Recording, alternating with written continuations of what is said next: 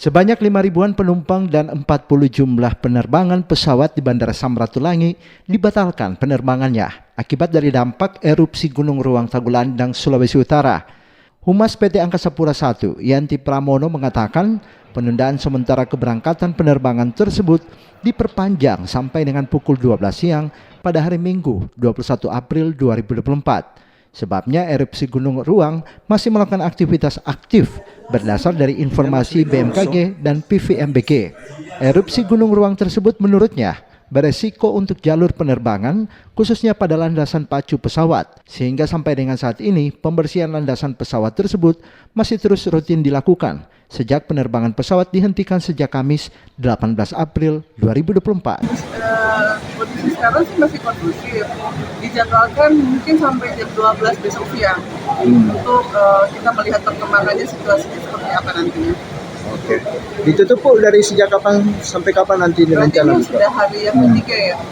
Iya. Sejak yang kemarin dulu. Oke. Baik. Sementara itu sejumlah penumpang pesawat menunda keberangkatan dengan memilih reschedule atau penjadwalan pasti penerbangan dibuka kembali, dan beberapa penumpang lain tidak jadi berangkat menunggu untuk aktivitas penerbangan kembali normal. Jam 4 itu pakai maskapai Lion Air. Tujuan Surabaya, Mar Transit Makassar. Dapat informasi terjadi penundaan keberangkatan? Dapat kok. Soalnya sebelumnya pesan lewat aplikasi, terus ada pemberitahuan di WA kalau misalnya memang diganti atau di cancel, jadi bisa refund atau diskon. Untuk persiapannya sendiri mungkin karena mendadak ya, karena juga erupsinya tidak tahu kapan. Jadi sama maskapai cuma disediakan untuk diganti di hari lain. Jadi bisa juga refund atau reschedule juga sih ujung-ujungnya.